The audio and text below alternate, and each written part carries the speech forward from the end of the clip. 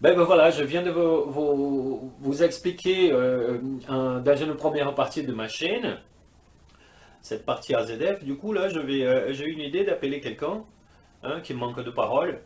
Je ne suis pas sûr qu'il va me répondre. Euh, il a écrit d'ailleurs 2 livres sur... Oui, Coucou toi! salut Carlos, tu vas Comment, bien? comment vas-tu? Ah, je suis en train de me préparer pour 2022. Ah bah dis donc, t'as le temps encore. Dis-moi une chose, je suis en train d'enregistrer notre conversation auquel j'explique la partie AZF et je fais savoir à les personnes qui me suivent dans ma chaîne YouTube. Donc j'ai expliqué sur la vidéo que je suis en train de créer Mhm. comment la justice a décidé de clôturer cette affaire AZF en démontrant que l'explosion d'une benne de sacs qui sont à la base censés de se faire secouer et projeter pour partir de l'usine hein, en tant que déchet, elle a conclu Oui, que cette benne a explosé, que le mouvement sismique de cette chaîne, de cette, de cette benne, dans cette benne, suite à soi-disant l'explosion de cette benne, parce que ça n'a jamais été prouvé qu'il y a eu l'explosion de cette benne. Hein. Ils ont réussi à prouver que le tas du nitrate d'ammonium n'est qu'une conséquence d'une explosion qui s'est passée apparemment à 100 mètres de là. Est-ce que toi qui as participé de ces alors investigations... c'est plus subtil que ça. Dis-moi, dis-moi, C'est dis-moi. plus subtil que ça. Ce que tu me dis là, en fait, c'est ce qui est sorti dans le film fait par RMC, hein, Hmm. et ça correspond non pas à ce qui a été dit au tribunal, ça correspond non pas à ce qui s'est passé, ça correspond à une hypothèse que les experts ont fait après le procès. Après le procès. Oui. Voilà. Et donc, l'hypothèse qui a été faite par RMC hein, ne tient pas la route parce que ils reconnaissent, et ça ils ont mis du temps à le voir, ça j'avais signalé dès le début, que le mélange des deux produits ne suffit pas à faire une explosion, il faut aussi de l'eau. De l'eau. Il faut Le de l'eau. composant l'eau. Oui, tu m'avais expliqué Voilà. ça. Oui. Bon, or, ils ont trouvé, en faisant leurs expertises, qu'il fallait 10% d'eau. Voilà. Hein. Ça veut dire C'est là que, qu'ils ont réussi à exploser d'ailleurs un test. voilà. Et Voilà. alors, si tu veux faire exploser le contenu de la benne, hein, il te faut 1 tonne d'eau. Elle vient d'où la tonne d'eau? De l'esprit de l'esprit de ceux qui cachent une explosion atomique ailleurs. Cho- Exactement. Chose que tu sais très bien que je mets en évidence depuis 2011, j'ai eu des complications avec la justice, je suis un acquitté de justice qui s'est fait abuser par la justice, juste parce que je connais mieux cette affaire que n'importe qui, notamment du fait que j'ai conçu le programme informatique qui gère la maintenance de la société voisine, société de l'État fabricant de produits chimiques pour la France, notamment le gaz moutarde, la Société nationale de produits explosifs. Tu es bien d'accord? D'accord.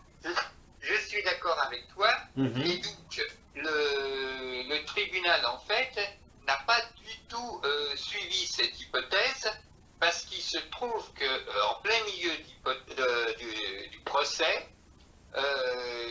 toutes les sommités scientifiques sont venues, je ne sais plus quel jour c'était, mais je te le retrouverai, je peux te faire un lien dessus, Mhm. pour dire que c'était pas possible. Hein.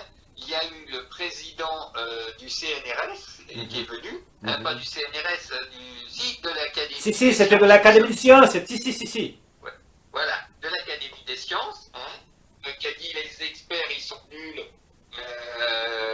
ils ont fait des bêtises, ils ont dit qu'ils ont mélangé les produits, ils ont fait n'importe quoi, c'est pas sérieux. Hein. Mhm. Il y a eu des professeurs émérites de chimie de Toulouse qui ont montré que ça ne tenait pas la route et donc par ailleurs que la benne ne pouvait pas contenir nitrate d'ammonium parce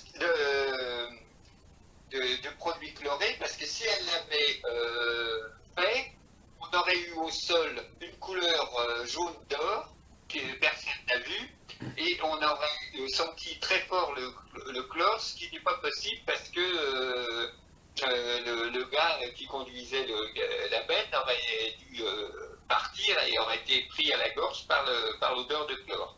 Tout à fait. Et après, il y a eu, comment il s'appelle, Madame Mozac et Gérard Riquet, qui ont démontré que les conditions nécessaires pour l'explosion n'étaient pas requises. Pour que ça explose, il faut que la température monte à 93 degrés, et ce n'était pas le cas.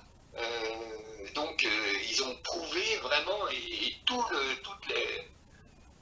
la salle du tribunal a compris que ce n'était pas possible, à tel point d'ailleurs que la dépêche du Midi, qui était à fond pour, a reconnu que ça n'avait pas marché. Et à partir de là, le procureur, c'est-à-dire l'accusation, est revenu en arrière et a annoncé qu'il abandonnait la piste chimique pour faire à la place la piste juridique. Donc l'explication de l'explosion par une benne a été abandonnée par le tribunal, et le tribunal a condamné Bichelin et AZF au motif qu'ils ont très mal fait leur boulot, qu'ils ont fait plein d'erreurs, qu'ils ont utilisé des intérimaires sans les former, qu'ils n'ont pas pris les trucs de sécurité qu'il faut prendre, etc., etc. Et que donc ils ont fait toutes les conditions de chienlit, si tu veux, pour que ça explose. Mais nulle part, ils ont prouvé que la relation de cause à effet entre ce qu'ils reprochent à Michelin et ce qui s'est produit. Ils ont simplement dit qu'il y avait une utilisation, enfin qu'ils avaient fait plein d'erreurs, plein de fautes, et donc ils l'ont condamné pour ses erreurs et ses fautes. Quel est ton sentiment judiciaire de ce tribunal de Paris sur cette affaire AZF? Eh bien, c'est que la présidente, comment il s'appelle, Daniel Soulège-Larivière, a pris la présidente vraiment de haut, a fait des tas de trucs contraires. Il s'est formé contre, il l'a braqué contre lui, hein, en 2 points, et surtout par exemple en refusant que José Domenech vienne déposer à la barre, hein, puisque José Domenech le tribunal lui a demandé de venir déposer à la barre. José Domenech voulait venir, et c'est DSL qui s'y est opposé. Et donc ça, la présidente ne lui a pas pardonné.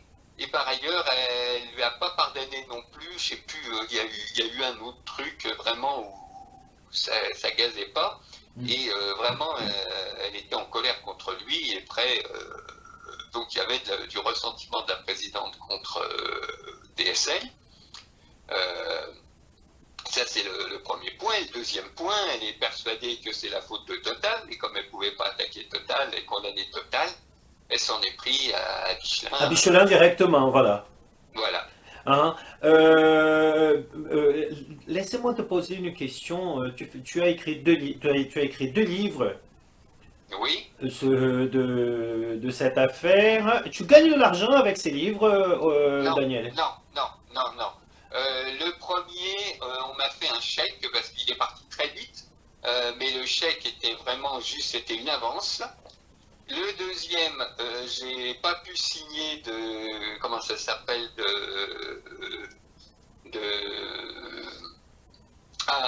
de contrat d'édition, parce que j'avais proposé le deuxième à un éditeur, hein, qui m'a fait croire jusqu'au bout qu'il me publierait mon livre, et en fait qui a publié à la place le livre comment il s'appelle, le gars de FR3 là. Je ne sais pas de qui tu veux parler. Si, d'Alessandro. Ah, d'Alexandro, oui, Guillaume d'Alexandro, que j'ai mangé d'ailleurs avec lui. au moment auquel il m'expliquait son projet d'écrire un bouquin. Il avait déjà écrit ce bouquin, il a d'abord écrit ce bouquin, et ensuite elle a commencé à parler un peu dans son entourage. C'était le moment que je lui ai dit, écoute, si tu veux, on va manger ensemble. Je l'ai invité pour venir manger dans un restaurant à Paris. Et de là, je lui ai dit, bon, mais si tu parles de ça, tu vas faire une connerie et tu vas t'emmerder dans ta vie. Parce que déjà c'est faux, et en plus tu es en train de te faire venir du monde sur toi, et que tu n'es pas prêt à pouvoir assumer les responsabilités. Parce que tu le sais très bien que depuis plusieurs années, j'explique que la France a explosé une bombe atomique à environ 2,6 km d'Azadeh, dans l'intérêt de créer de l'énergie électrique en grande quantité, et au même temps de pouvoir créer des blocs de micro-ondes plus loin de là, grâce à cette énergie électrique créée dans l'explosion souterraine atomique, et que de là, ils allaient créer des projections de blocs de micro-ondes, notamment pour des études pour créer le bouclier antimissile qui est devenu le bouclier antimissile européen. Avec AZF, ils ont créé le antimissile européen. Voilà. Tu sais très bien que j'ai eu l'honneur de rencontrer et même me faire former, parce que j'ai posé des questions auxquelles personne ne l'avait posées, à M. Bernard Rollet. Bernard Rollet, il était toujours avec moi depuis le départ. Il a toujours su que cette affaire, c'était une grosse cagade auquel ça allait durer. Ben, évidemment. Parce que la justice ne savait pas comment cacher cette vérité de l'explosion d'une explosion atomique ou de l'explosion d'une bombe souterraine à 2,6 km de là-bas, parce elle a joué aussi le rôle de, je sais pas, pilote du gouvernement ou de chef d'État. À savoir qu'à l'époque, en 2001, Jacques Chirac était le garant de la justice en France. Et depuis que Sarkozy a pris le pouvoir, il a abandonné cette place. Il n'a pas voulu devenir garant de la justice française, et il a décidé de créer la réforme de la justice. On est bien d'accord là-dessus. Oui, absolument. Et tu comprends, toi, que j'explique que la France est devenue nazie une nouvelle fois. Ben oui, quelque part, oui, peut-être. Ouais. Ouais. Pourquoi je dis qu'elle est devenue nazie? Parce qu'à partir du moment où la population elle accepte une situation pareille, hein, y compris les journalistes qui sont manipulés de forme à en tirer de profit pour eux, pas pour leur chef, hein, c'est du nazi tout ça, c'est de la manipulation, c'est de créer l'absurde, c'est pour créer l'absurde. Les médias n'ont pas joué leur rôle, n'ont pas joué leur fonction. Ouais. D'accord? Et ils ne peuvent plus le jouer maintenant, ils sont rachetés par Bolloré et par son collègue opposé. C'est eux qui ont le pouvoir sur les médias, et les journalistes ne peuvent plus rien dire quand c'est en opposition avec... Ah oui, de toute façon, la France, elle a droit à des gens maintenant comme... ce Bernard, comment il s'appelle ce Bernard qui tient toutes les chaînes de télévision en France, par exemple TF1. Oui. C'est un nazi, ça c'est un nazi nouvelle génération, un mec qui fait les gens souffrir, qui profite de ce qu'il sait pour pouvoir en tirer profit davantage. Voilà. Absolument. On est bien d'accord. Daniel, est-ce que tu veux dire quelque chose pour mon public, Daniel? Est-ce que tu as quelque chose que tu veux ajouter? Je sais que récemment tu étais très malade. Je ne peux pas m'inventer de t'avoir aidé, mais tu es allé loin, tu es allé carrément en fin de vie. Moi, je me souviens, une des fois que j'ai tenté de te communiquer, on devait se parler au bout de 3 jours, je reçois une lettre, une photo que tu étais entubé. Et là, j'ai demandé de mettre le téléphone à côté de toi pour te parler. Ok. Bon, je te laisse, Carlos, là, je suis en course, je vais passer à la caisse. Hein. D'accord, t'as plus rien à ajouter? Non, c'est ok, c'est ok. Merci beaucoup, Daniel, je te remercie.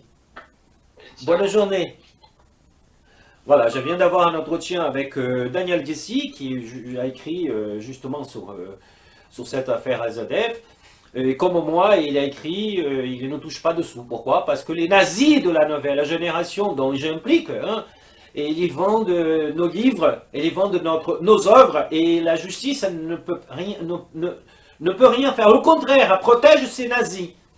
Voilà, c'est pour ça que la France, elle devient nazie. Parce que la justice, elle ne joue plus son rôle. Elle essaye juste de colmater les erreurs du passé. Et ça se passe comme ça, comme ça, comme ça, et à un moment, elle la plonge. Elle la plonge parce que, voilà, des personnes comme moi gardent la ligne hein, et apportent des preuves à un moment donné. Voilà, une des preuves que j'ai contre la justice, c'est le cas de l'actuel premier procureur de Paris, Rémi Heix, qui était président du tribunal de grande instance de Bobigny, qui a été demandé de m'indemniser suite à l'acquittement. Hein. Sachez qu'au niveau de la configuration de la justice, lorsque vous avez un problème de justice, lorsqu'un procureur prend la main de vous envoyer devant un tribunal, comme était mon cas, hein, notamment pour demander à un juge de vous placer en détention, sachez que la justice, elle est séparée du procureur. Hein. La justice, elle doit faire un travail seul, unique. Et là, ça a été accepté. On m'a laissé 7 mois et demi en prison. Un juge, la justice a changé de placer un juge d'instruction. Dans mon affaire, j'ai eu le top. Hein. Madame Nathalie Turquet, vous savez, une juge des armées complètement folle.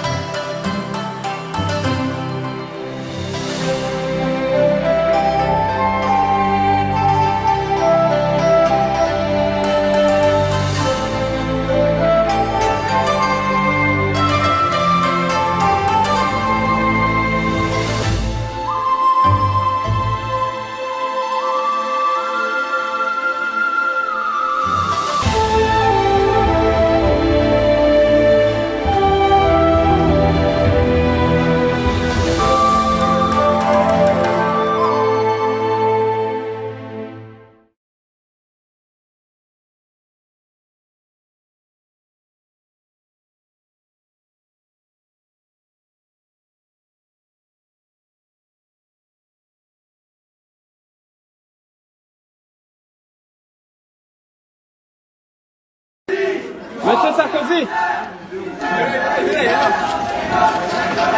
Monsieur Sarkozy. Donnez ça, monsieur Sarkozy, s'il vous plaît. Sur la voiture.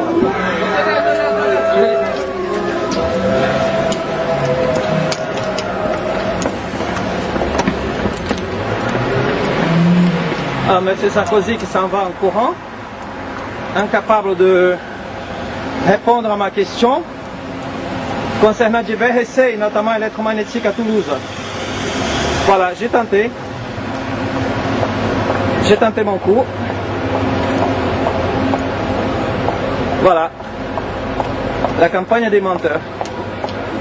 Allez, on va tester un deuxième candidat. S'il vous plaît, Madame Royal. Contre les mutilations sexuelles. Concernant les essais militaires de Toulouse, Madame Royal. À bientôt. Ah non, les journalistes, Madame Royal, ça chauffe international, ça, je ne peux pas la Marseillaise. Monsieur Bérou, j'ai mené une enquête très sérieuse concernant l'explosion de l'usine AZF, Monsieur Bérou, et j'ai découvert qu'il y a eu des essais militaires.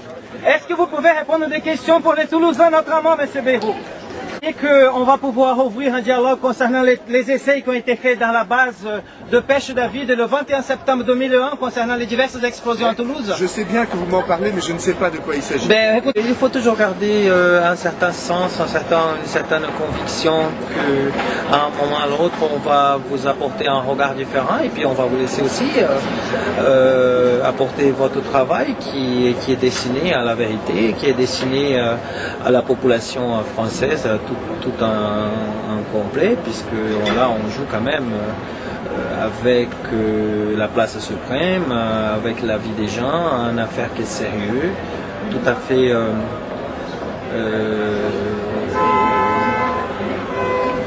fait comment dire, prêt à être dévoilé au niveau national. Et puis, il faut savoir aussi que c'est une affaire qui va avoir une répercussion énorme au niveau international. Mais bon, de ma part, je suis convaincu que le mensonge concernant AZF, le mensonge concernant ces divers essais, tant que la France sera dans la position de cacher cette vérité, notamment aux Toulousains, elle sera toujours vulnérable, elle ne pourra pas jouer son rôle. Parce qu'il ne faut pas croire, hein, beaucoup d'autres pays, beaucoup d'autres États sont tout à fait au courant de ce qui se passe en France.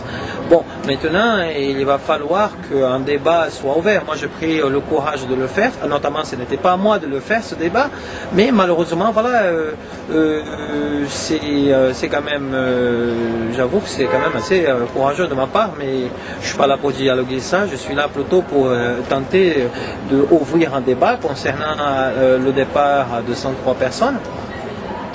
Le fait qu'il y a eu plus de 7000 personnes qui ont été blessées et puis ouvrir le dialogue concernant l'explosion de cette usine auquel je menais une investigation et j'ai découvert avec beaucoup de preuves à l'appui auxquelles elles ne veulent pas être entendues, ne veulent pas être vues. Concernant divers essais, notamment militaires, dans la base militaire de Pêche David, à 2,6 km de la gare de 121. Voilà, mon enquête répond aux effets précurseurs de ces diverses explosions du 21 septembre 2001. Jusqu'à présent, la justice n'a pas pu répondre ces informations-là. Et puis on verra, il faut garder toujours l'idée positive qu'il y aura une réussite à la clé. Et voilà, je vais réussir. Merci beaucoup.